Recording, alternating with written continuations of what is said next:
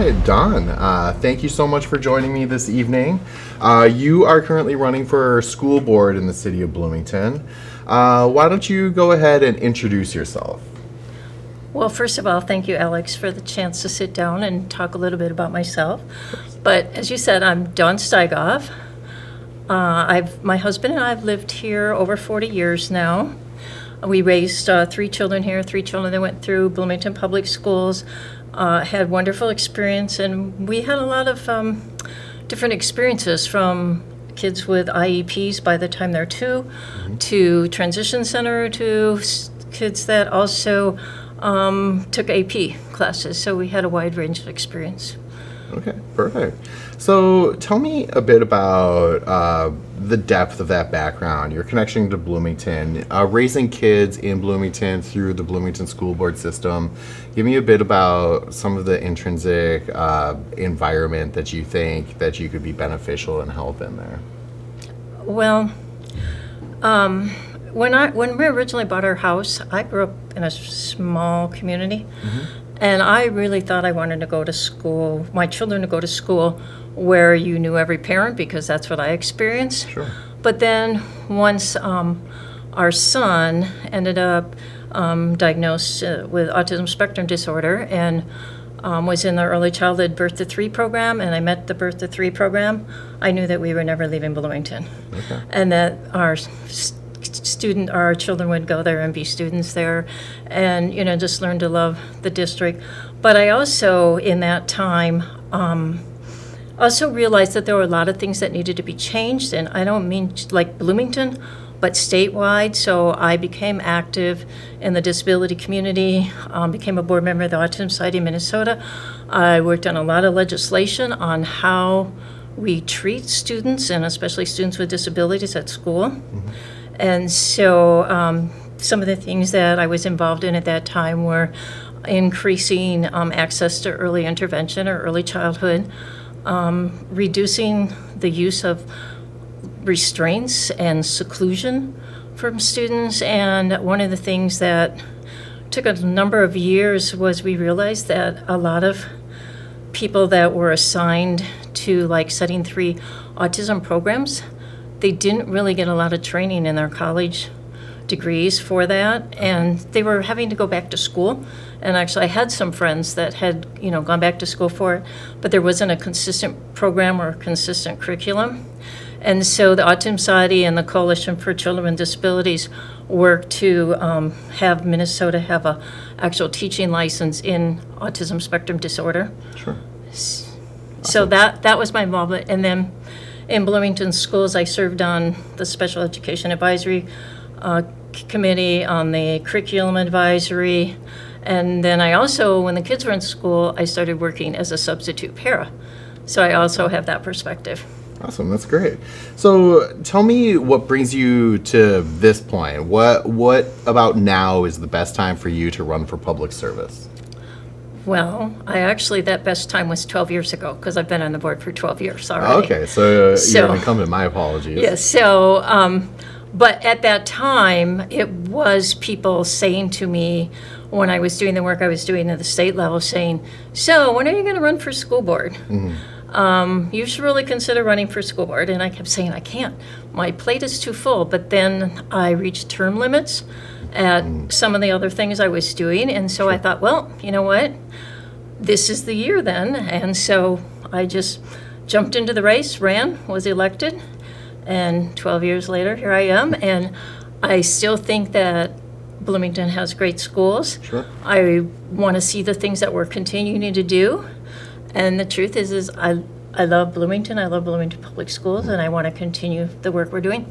Yeah, that's great. Bloomington has high regard, but the 12 years you spent on the board has definitely, been beneficial for their perception of it. That's great. Tell me about, through all of that period of time, what you have felt the core mission of the public school system is.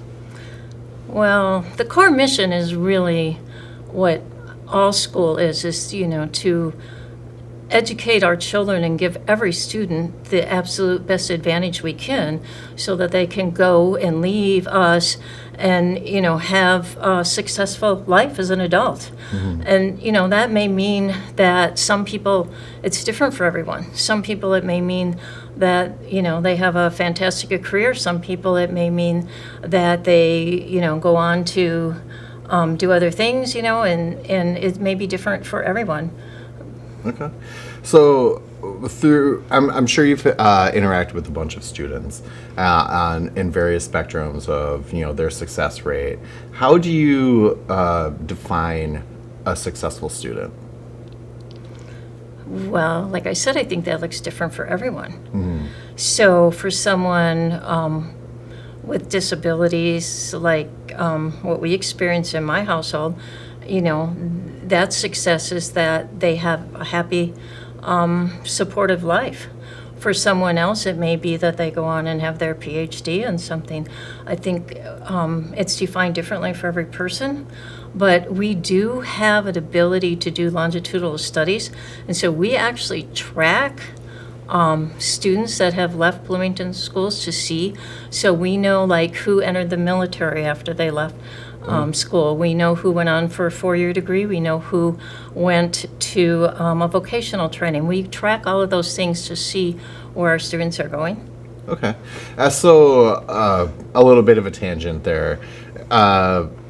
To paraphrase a little bit, essentially what you're saying is the measure of a successful student is how well adjusted they become in their adulthood to participate in wider society, sort of thing? Yeah, and you would hope that they have a happy, successful life, or that they, have, different success for different things, but that they're Sure. happy and that, they are productive in their life and feel value for what they contribute to their community, however they do that. Okay, yeah, that's great. Tell me a bit about the school's role in preparing them for that. So let's kind of focus a little bit more on some of the challenge cases. How does the school intervene to help a potentially challenged student to become successful and have that adjustment? Okay, so starting very young, we have interventions for students that are struggling in reading, for students that are struggling in math. We also have English language learner situations where students are needing to acquire more English than what their peers already have it. There's also, Bloomington was one of the leaders in starting things like the College and Career Academy so that there's more options for students. We also have, if there's a adult from 18 to 21 transition program for students that had IEPs that can help them with the next steps transitioning into the adult world. It gives them a little more time and focuses on some other skills besides just the academics. Okay, perfect. So with where we are now, I imagine the landscape of the school system is quite different from when you first got involved to where we are now. Tell me what you think some of the challenges are that we're facing now that need to be addressed. The biggest challenge that we have in school is budget issues, where the budgets have not kept up with inflation over the years, combined with a higher number of students with higher needs. And students that, as we have a lot of new people that are still learning English. We have higher numbers of students receiving special ed services. We have higher numbers of students in poverty. We have higher number of students that maybe have experienced a trauma in their life. So all of those things also come to school, and that combined with not getting the funding that we need to address all those issues is putting us always into this, having to trim the budgets. Sure. Nearly every year since I've been on the board, maybe like 2 or 3 we didn't. Okay. And so I assume there's kind of an emphasis there on trying to allocate resources to make sure that some of those underserved populations are still getting the resources that they need. Yes, and there's also things like we have a achievement and integration plan with the Department of Education that we're required to do every 3 years. We also have an Office of Educational Equity that is also helps. But they're trying to raise achievement for all students. Clearly there's been an achievement gap in Minnesota for years, but it's not about raising achievement for, just this student or this student. It's about raising achievement for all our students and what we can do for everyone. Okay, perfect. Tell me a bit about your approach to addressing declining enrollment. Well, first of all, I'm going to say that board members are not the management side. We're the government side, governing side of the equation. But I do know things that the district has done. But I will explain those in a minute. But the other thing is because of the housing situation in Bloomington and that we don't have a lot of room for young families to move here, a lot of that is not going to change. The enrollment has gone down over the years because families have raised their children and they love Bloomington and they're still in their house. And so there's not a lot of room. There's some turnover, but not the growth that there were years ago when these were all new homes and you couldn't build schools fast enough. That's not going to happen probably again. Sure. So, but some of the things the district has done is they did like Operation Enrollment, where they did research into every student that we didn't come to kindergarten and where they went and looking at how we could capture some of those students. And we also learned that once they come to either our early childhood programs or kindergarten, for the most part, they tend to stay. So it's about capturing the students, before they go somewhere else. And the other thing is we still have higher number of students open enrolling into our district than we have leaving our district. Okay, so that was actually going to be a point that I was going to bring up, because I know a lot of residents in Bloomington and surrounding metro areas are sending their children or students to other districts that have open enrollment. I was not aware that we have a higher input rate than output, I suppose, is the way I'll phrase that. You do raise an interesting point about the older community aging in Bloomington and that not being able to replenish the student body being a contributing factor to the way that the disenrollment is increasing. And there's not a lot of room for new housing. And a lot of the new housing is housing that can hold a family with 3-4 kids also. Right. So, and affordable. That's the other piece of it. Sure. We'll definitely touch base on some of that. For the moment, I kind of want to talk about the equity piece of it. So obviously you mentioned some of the underserved communities and the way that Bloomington Public Schools is addressing that. How do you kind of feel that there's room for growth there? Like, what do you think Bloomington Public Schools could be doing better to enhance the underserved communities, or to enable a wider array to have equitable services from the school system? Okay, well, everything, there's always room for improvement, right? But, we have a lot of groups already that are connected to the district to help all of the families and equity issues like that. But, I think there's always ways that you can do more and find ways to maybe connect to those families. But I have to say that our Office of Educational Equity, her equity specialists, the director's equity specialists there, they're doing a very good job of reaching out to the families and finding these families. Are there more? Probably. But, there's always more work. We can always improve. But other than, being present in other communities and being at their events and reaching out that way, I really think we are doing a very good job. Okay, perfect. Tell me about how you handle disagreements with other members on the board. So obviously we're in quite contentious times and, not everybody's going to agree. Yeah. So tell me a bit about your approach to how you balance that out. Well, I have a lot of experience on state committees, task forces, etc., where we're always working for common good, and those things were deliberately set up to have people from both sides of the issue.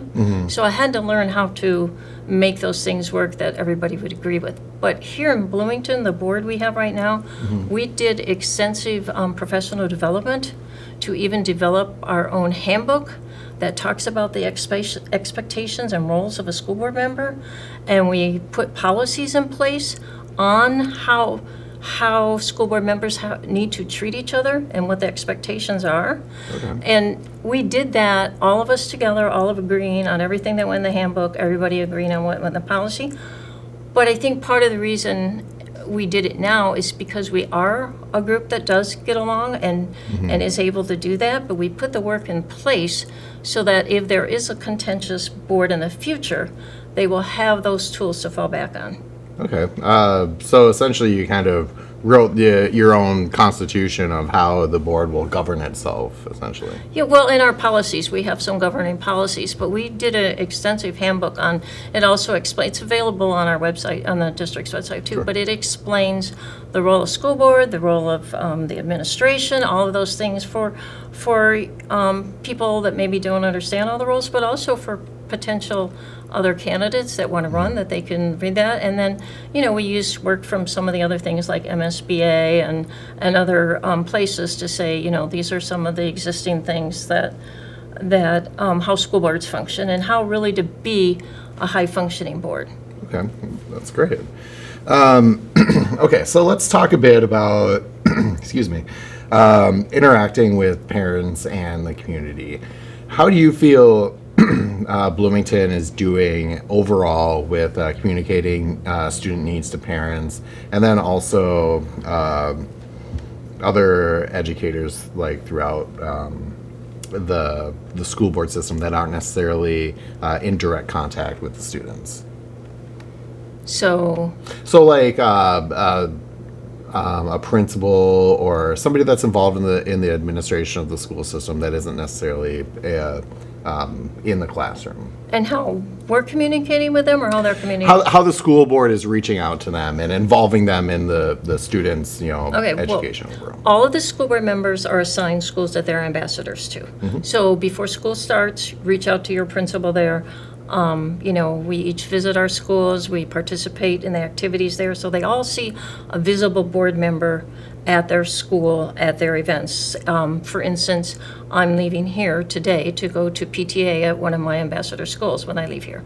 So I attend their PTA meetings, attend their events, so they've had many conversations with principals over the years when I'm in their school. There's also an event when school starts for the principals to come and meet with the board and for the board to meet the principals, especially if there's new principals, that type of thing. Other than the principals, beyond that, it's the same. We have a board that's very active in our community and is out there at events all the time and interacting with our community. And I will say that the recent survey that was done is parents seem to be very happy with the district and the communication they're getting. So now, is there room for growth? Always. One of the things that I have noticed in the last year or so is we've started making like the Melby Monthly that the superintendent does. Those seem to be highly popular. And then I know that there was even video made to like teach how they want the parent pickup to go. And so an instructional more video to say this is how we should do this. And I think we could make a lot of use of more videos like that. I think that's very helpful because when you read directions, you and I might read those differently, but if you see it in a video, you have another understanding of it. So I think it would help to go along, so you have both, whatever the directions are to parents, but also have a video about it. I think that would be beneficial. Sure. I mean, as they say, a picture is worth 1,000 words. Exactly. Tell me about your approach to transparency, like when you are communicating with the parents and if there's like a problem that you need to indicate, and then also with like the board decisions that happen. How do you communicate those out to the parent community? Well, first of all, we're very much a board that follows the open meeting law. So if something's coming to a board meeting, I do not discuss it with anybody else that's on that board. I do not discuss it. I don't tell, like if a parent asks me how I would vote on that, I do not tell them until the vote is taken because you're supposed to gather the information at that meeting and make your decision there. I should not go to a meeting with a predetermined decision. Sure. And then the person that you can reach out to as a board member is the superintendent for any clarification, and he will connect you to whoever else in the district may need to give you clarification or more information about a vote before you take it. Okay. Once the votes are taken, then, all of our things are televised, everything's on TV, so anybody can watch them. They can go back and find them from 2 years ago or whenever they want to see how that vote went. But the other thing is the board has one employee, that's the superintendent. But that superintendent has 7 people giving them direction. So most of the time, we do not have a lot of split votes.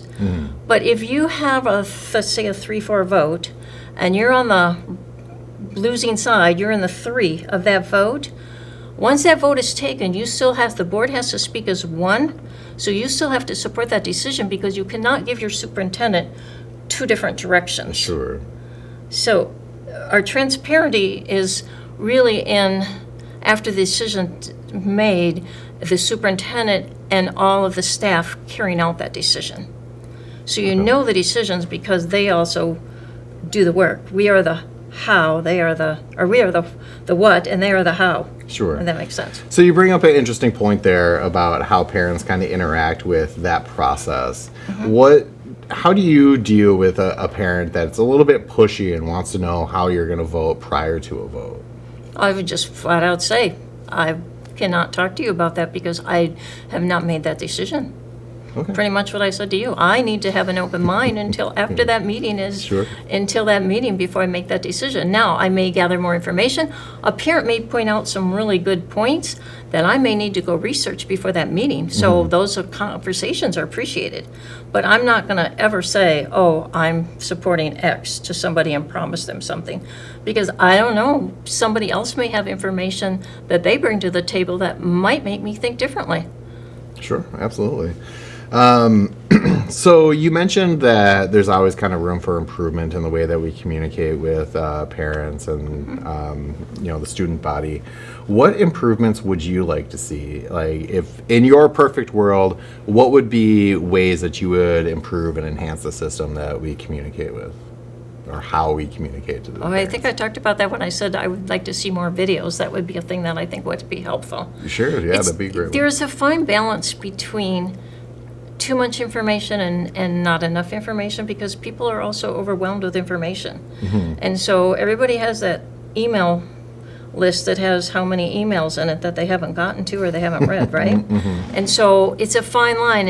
And so what do we do besides sending parents an email? Where else can you communicate with them and how? And what other things are available to the district to do that? I mean, multiple ways probably. True. But also I should point out another thing that the way we interact with parents is all of our consoles have parents and community members on them. So there's also a board member assigned and usually a school staff assigned to each one of those consoles too. So there's also a feedback loop there where parents are sharing information and getting information from the district back. Sure, absolutely. And I could definitely see how that would be modified depending upon what tools and technology are available. So, excellent. In another 12 years, what would you like to look back on as your legacy for being on the school board? Yeah. Well, I think that a lot of things to continue what we're doing. I have to tell you, from when my children were little to now, I see such fantastic changes already that it's actually it's kind of sometimes, and they're not necessarily, I mean, there are things that change through the state too. So, and just how we do education in school. So sometimes they're like almost undescribable. When I visit a school, how different it is and how much I'm like, oh my gosh, I have actually seen all of my colleagues' work pay off when I'm in this building and I see these things happening. So it really is amazing to see from when my children were little. But in the future, I want, this is still what I want today, and this is what I want in the future, and I hope we get better every day. I want every student that comes through our door to feel that they are secure, safe, welcome, and like they belong there. I want them to feel like they're part of a community that cares about them. And do we have every student feeling that way? Probably not. Do we work on it all the time? Yes. We have the most fantastic staff. When you go to the first day of school and you're in a building, especially like the elementary and the little kids, and you're in the building and they're running up and they're greeting their teachers from the year before, you know how much they feel that people in that building care about them. And so I want that to continue. The other things are, of course, we always want to work on increasing achievement. Whether that's academic, having success, whether you're, I don't know, if you become a famous musician, whatever that is. We always want to work on that. But the other thing is we also have to have a district that remains financially stable. And that's an ongoing issue in the times that we've had. Sure. So those are the things that I hope would say. Sure. And you kind of hit the nail on what my next question was going to be. I was going to ask about how you think it would be best to develop like a proactive school system that were responsive to the student needs. But a lot of what you just mentioned there is about, paying attention to what's happening to the student body and being responsive to it as far as that goes. Is there anything else you'd like to add to that point, though? Is there anything we can do to help be more responsive? No, and I think our district is very proactive. So we, a number of years ago, actually when I was the chair of the Special Ed Advisory Council, we brought into the district, the Department of Ed was doing what they call positive behavior intervention and supports.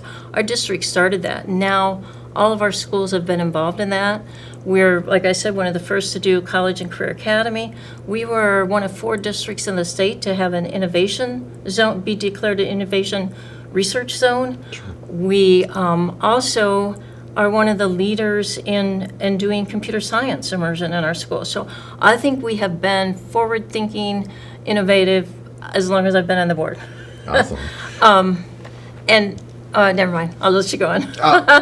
Well, if there's a final point that you wanted to make, you can do that. Otherwise, I was just going to ask what your final message is for Bloomington residents.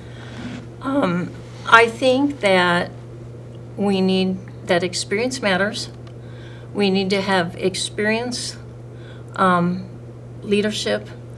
I think we have a good team. I'm interested in keeping the team that we have together. I want to keep high-quality staff, and I hope that I've earned their vote. All right.